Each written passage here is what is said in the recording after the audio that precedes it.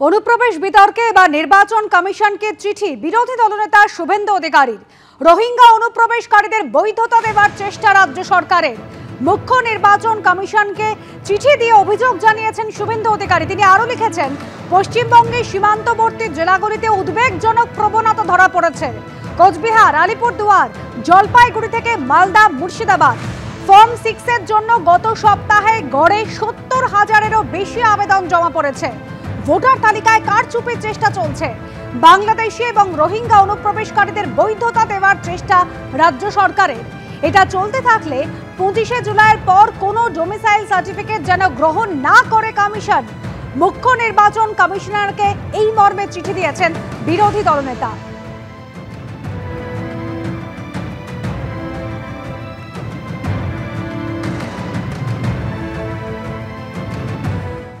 আর এবার যে খবরের দিকে নজর রাখবো, দুর্নীতি এবং বঞ্চনার অভিযোগে আজ নবান্ন চলোর ডাক দেওয়া হয়েছে।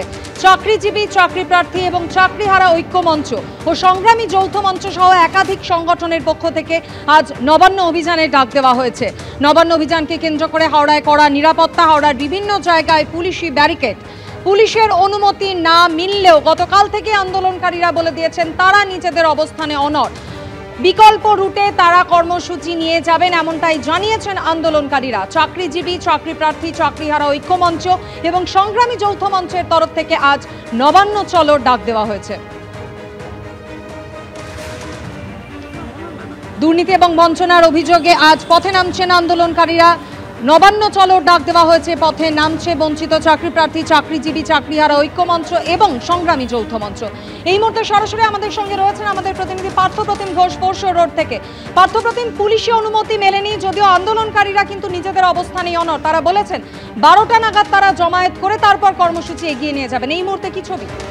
নবান্ন চত্বর কার্যত দুর্গে পরিণত হয়েছে এবং এই মুহূর্তে আমি ফোর্সর রোডে রয়েছি এবং ফোর্সর রোড শুধু নয়, এরকম বিভিন্ন যে প্রান্তগুলো রয়েছে সেখানে, অর্থাৎ ফোর্সর রোডের পরবর্তী যে কাজীপাড়া বা মল্লিক ফটক, এই সমস্ত জায়গাগুলো রয়েছে, সেই সমস্ত জায়গা এবং ছোট বড় বিভিন্ন জায়গায় কিন্তু এইরকম ব্যারিকেড, সেই ব্যারিকেড তৈরি করা হয়েছে। জল কামান প্রস্তুত রয়েছে। এই ব্যারিকেড আমার সহকর্মীকে দেখাতে বলবো, সেটা হচ্ছে 10 ফুট উচ্চতার এই ব্যারিকেড এবং একেবারে 10 ফুট উচ্চতার যে ব্যারিকেড করা হচ্ছে তার সঙ্গে আমি দেখাবো এই রকম যে একটা ব্যারিকেডের সঙ্গে অন্য যে ব্যারিকেডগুলো যাতে জয়েন্ট থাকে এবং এইখানে একেবারে মোটা যে লোহার যে পাইপ, সেই পাইপ একেবারে রাস্তার মধ্যে পুঁতে সেইগুলোকে জয়েন্ট করা হচ্ছে যাতে কোনো রকমভাবে এই ব্যারিকেড যাতে ভাঙতে না পারে, সেই জন্য কিন্তু এই রকম ব্যবস্থাপনা সেটা করা হয়েছে। এবং গোটা যে জায়গা, এই ফোর্সর রোড বা অন্যান্য যে জায়গাগুলো রয়েছে, সামনে কাজীপাড়া, অন্যদিকে কিন্তু মল্লিক ফটক বা বিভিন্ন প্রান্তগুলো রয়েছে। এমনকি ফোর্সর রোডে আসার আগে এই ব্যারিকেড একেবারে 10 ফুটের এই ব্যারিকেডের আগে কিন্তু সেখানে তার আগে ছোট ছোট একাধিক ব্যারিকেড রাস্তা জুড়ে রয়েছে। রাস্তাটির অপর প্রান্তটা একটু সমস্যা হচ্ছে অবশ্যই দেখাতে, কিন্তু অপর যে প্রান্ত রয়েছে সেই অপর প্রান্তে প্রচুর সংখ্যায় পুলিশ মোতায়েন রয়েছে, র্যাপিড ফোর্স মোতায়েন রয়েছে, জল কামান নিয়ে আসা হয়েছে এবং সেক্ষেত্রে কিন্তু এই যে গোটা চত্বর, সেই চত্বর জুড়ে আমি একটু চেষ্টা করতে বলবো দীপ্তেন্দু চক্রবর্তীকে দেখানোর জন্য যে এই যে জায়গাগুলো রয়েছে সেই জায়গাগুলোতে ঠিক কীরকম দুর্গে পরিণত করা হয়েছে।